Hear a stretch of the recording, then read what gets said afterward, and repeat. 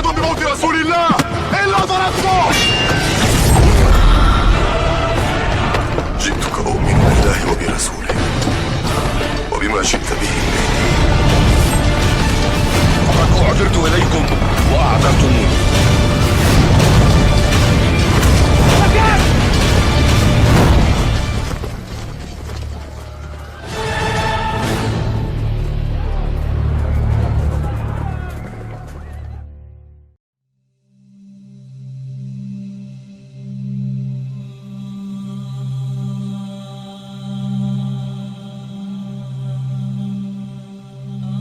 Dalam satu hadis, baginda Rasulullah bersabda bahwa isnani la yanzurullaha ilaihima yaumal qiyamah. Ada dua kelompok manusia yang nanti di padang mahsyar Allah tidak akan memperhatikan, tidak akan memandang, dan tidak akan memberikan pengayoman. Kita di padang mahsyar nanti akan berkumpullah kita seluruh manusia dari sejak zaman Nabi Adam sampai hari kiamat tiba, kumpul jadi satu di padang mahsyar. Nah, ketika itu tidak ada seorang pun manusia yang bisa menolong sesama manusia. Seorang ibu sudah tidak lagi bisa menolong anak-anaknya. Seorang bapak kepala rumah tangga tidak akan bisa lagi menolong keluarganya. Seorang guru tidak akan bisa lagi menolong murid-muridnya. Semua sibuk dengan urusannya masing-masing. Yudhilluhumullahu fi dhillih la yamadillah illa dhilluh. Satu hari di mana ketika itu tidak ada pertolongan lain selain dari pertolongan Allah. Nah, ketika itu tentu kita mengharapkan Allah menolong kita, Allah melindungi kita, Allah menyelamatkan kita.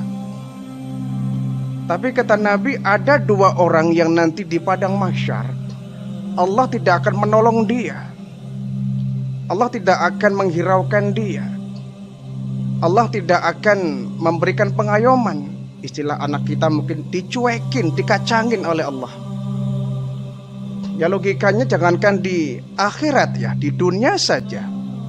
Kita misalkan didiamin oleh orang tua kita, tentu kita bingung kan. Ini orang tua kok cuek dengan saya, ngediemin saya punya salah apa? Kalau saya punya ada tindakan yang gak baik, boyak ditegur. Kalau saya ada yang keliru, boyak diperbaiki. Ini orang tua negur tidak, nyapa tidak, mencuekin kita, ngacangin kita, kan kita bingung. Serba salah kita, mau ngajak ngobrol ya salah, mau ikut mendiamkan juga salah. Itu di dunia ya. Apalagi ini yang mendiamkan Allah. Sementara kita di akhirat nanti kita butuh pertolongan Allah. Yudhilluhumullahu fi dhillih yauma la dhilla illa dhilluh. Jadi tidak ada satu pertolongan di hari itu kecuali yang datangnya dari Allah. Ada dua orang di padang mahsyar yang nanti akan dibiarkan, Allah tidak akan menghiraukan. Siapa mereka? Yang pertama kata Nabi, qati'ur rahim. Orang yang suka memutuskan tali silaturahim. Orang yang suka memutuskan tali persaudaraan. Orang yang suka membuat permusuhan. Orang yang tidak mau rukun, bahkan sampai dengan saudara kandungnya sendiri dia nggak mau rukun. Nah, orang yang suka memutuskan tali silaturahim, nanti di padang mahsyar Allah akan mengabaikan orang semacam itu. Hati-hati kita. Ini perkara yang ringan tapi efeknya sangat besar. Kita kalau sudah memutuskan tali persaudaraan, tali ukhuwah, apalagi tali keluargaan, ini efeknya sangat besar. Biasanya nih yang sering sekali menjadi penyebab pecahnya keluarga, pertama hal waris nih ya. Pembagian waris ini sangat rentan sekali menyebabkan kakak beradik bertengkar, bahkan bermusuhan, bahkan sampai lintas generasi. Anaknya, cucunya ikut bermusuhan. Yang kedua biasanya hutang piutang. Hutang piutang ini sangat rentan sekali menyebabkan orang gampang pecah. yang dulunya bersaudara seakan-akan terputus tali persaudaraannya gara-gara hutang. Gara-gara hutang. Jadi kalau ada orang yang berhutang, ya, apabila orang yang berhutang itu kebetulan nggak mampu, ya kita jangan memaksa untuk segera melunasi. Tapi sebaliknya, kalau kita di pihak yang berhutang, janganlah sampai nunggu orang yang memberikan hutang itu menagih kepada kita. Biasanya dan umumnya orang yang punya hutangnya lebih galak daripada yang nagih. Ditagih tidak mau, nggak ditagih nggak bayar-bayar. Ketika ditagih marahnya luar biasa. Uang segitu saja ditagih terus kayak besar-besar ini. Tapi kalau nggak ditagih pura-pura lupa. Ini ya, masalah kita dalam hal utang piutang sangat rentan bisa menyebabkan orang berpecah belah, diadu domba. Jadi orang yang memutuskan tali silaturahim ini efeknya sangat besar. Sebaliknya kita kalau menyambung tali silaturahim itu akan sangat besar manfaatnya. Silaturahim itu bukan hanya sekedar budaya. Lebih dari itu, silaturahim adalah bentuk dari ibadah kita kepada Allah. Berpahala. Wa'tasimu bihablillahi jami'an wa la tafarraqu, kata Allah. Berpegang teguhlah kamu pada tali Allah, jangan berpecah belah. Jangan berfirqah-firqah, berkelompok-kelompok. Kenapa? Biarpun kambing itu lemah, kambing itu nggak berdaya, kambing itu nggak punya kekuatan, tapi kalau dia berkelompok menggerombol jadi satu, saya yakin serigala nggak akan mampu menerkamnya. Takut. Tapi ketika kambing sudah terpisah dari rombongannya, ini yang akan disantap oleh sang serigala. Jadi persatunya kita, berkumpulnya kita menyebabkan musuh tidak akan berani menghancurkan kita. Tapi kalau kita sudah berpecah belah, sudah saling ego, tidak saling menghiraukan satu dengan yang lain, kita nafsi-nafsi, sibuk dengan urusan kita masing-masing. Seperti di kota-kota besar ya, kita sangat prihatin di kota-kota besar ya.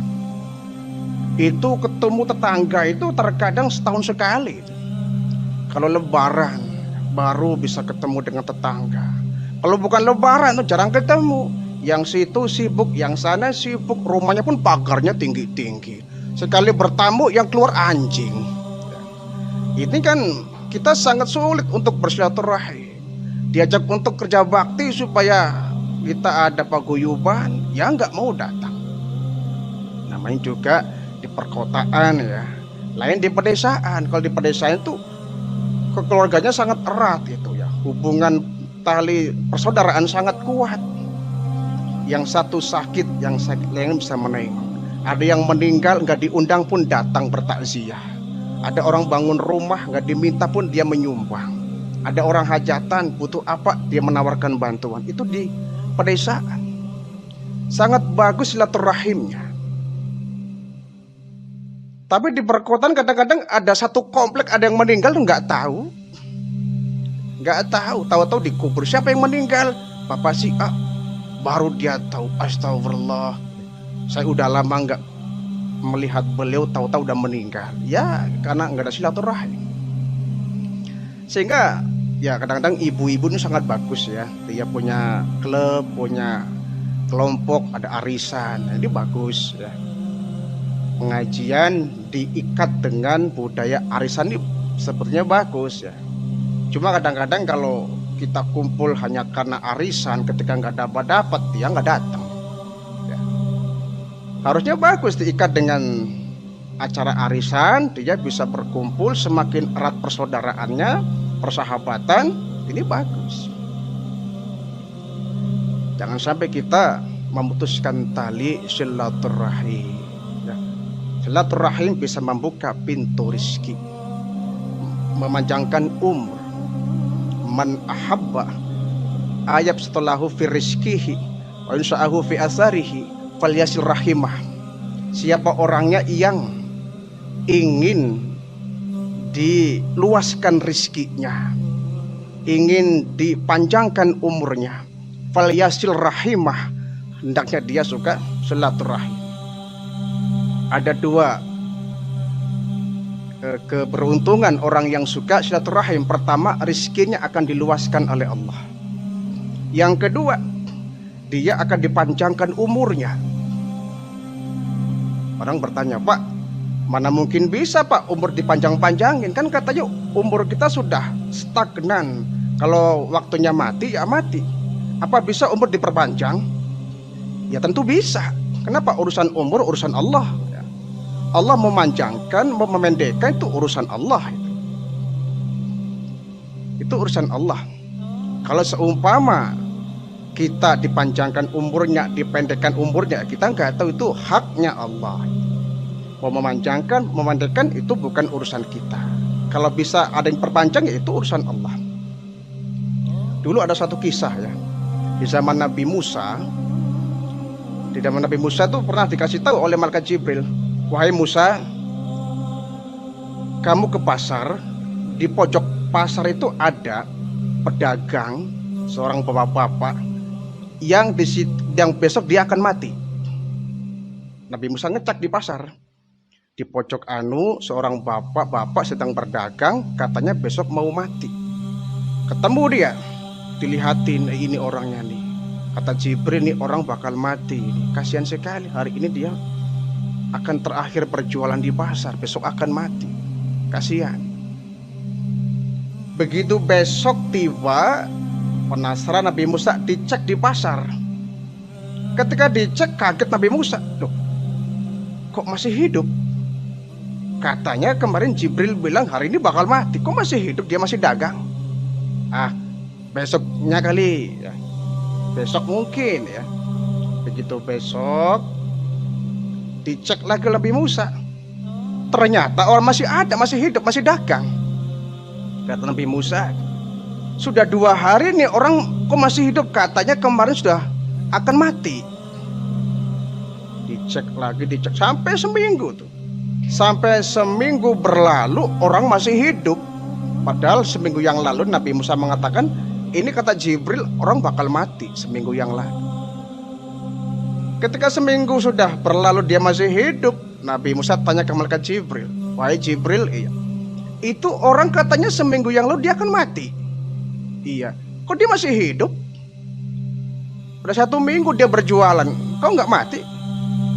Kata Jibril, iya, seharusnya orang itu sudah mati seminggu yang lalu. Kenapa? Tapi dia luar biasa. Setiap kali dia pulang jualan, kalau jualannya dia nggak habis, dia bagi-bagi ke orang-orang. Setiap dia berdagang, berjualan dan nggak habis dagangannya, pasti dia pulang dalam kondisi tangan kosong. Kenapa? Sisanya dibagi-bagi ke orang-orang, sehingga orang pada mendoakan, ya Allah panjangkan umur orang ini, sehingga doa orang-orang dikabul, dia sampai hari ini nggak meninggal dunia.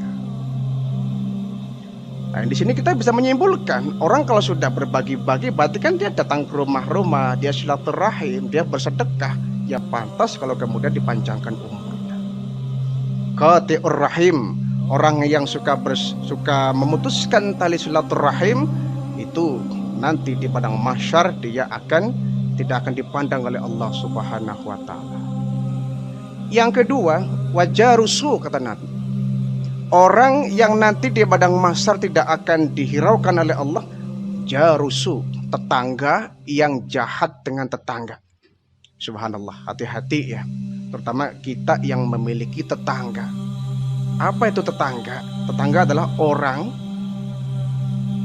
dulu ada satu aturan bahwa tetangga itu kalau 40 rumah dari rumah kita masih dianggap tetangga kita. 40 rumah ke depan, 40 rumah ke samping kanan, 40 rumah ke samping kiri, 40 rumah di belakang kita, itu masih kategori tetangga kita. Nah, tetangga kita namanya juga orang bertetangga ya, ada dinamikanya. Kadang-kadang kita dibikin berisik oleh orang lain, atau sebaliknya kadang-kadang kita yang bikin berisik kepada orang lain. Kita hajatan misalnya kan ya, nyetel musik kan nggak kira-kira itu. hajatan, ya, bikin panggung. Kadang panggungnya menggunakan tanah orang, halaman orang, sampah di mana-mana, pohon dipangkas. Wah, ini kan banyak milik orang yang kita rusak.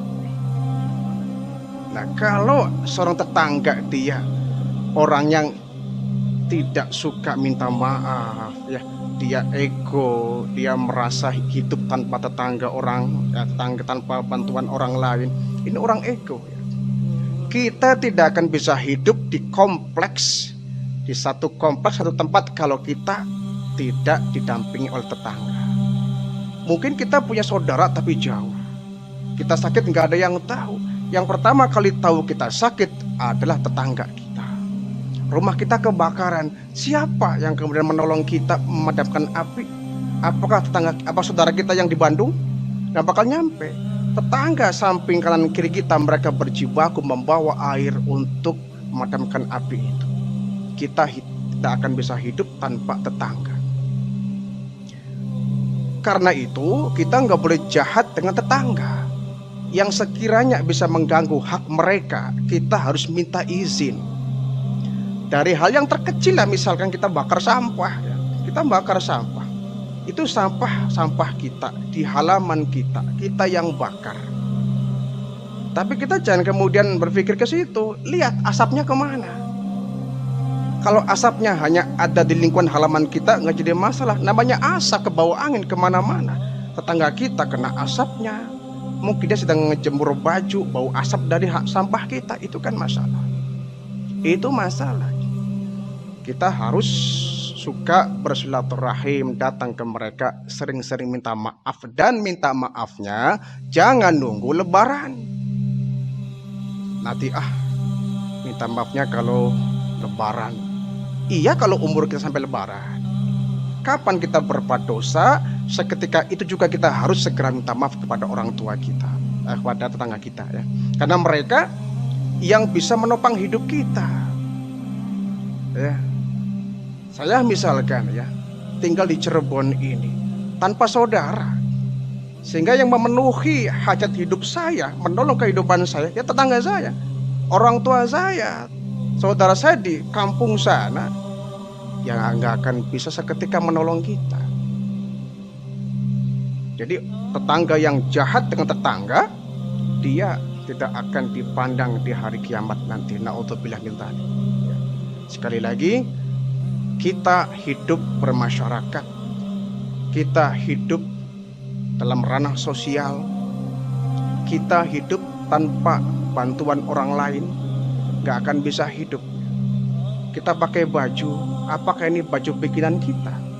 Kan tidak, bikinan tukang jahit. Apakah tukang jahit bisa menjahit kain kalau nggak ada kainnya? Nggak bisa. Siapa yang bikin kain? Tukang benang. Tukang benang dapat benang dari mana? Dari tukang kapas, petani kapas. Itu kan berkaitan. Kita makan nasi, apa itu beras kita yang nanam? Kan tidak. Kita makan nasi, beras dari mana? Dari tukang beras. Tukang berasnya dari mana? Dari petani padi. Saling berkaitan. Tidak ada yang bisa memenuhi hajat hidupnya sendiri tanpa bantuan orang lain. Itu sebabnya kita harus menjadi orang yang baik.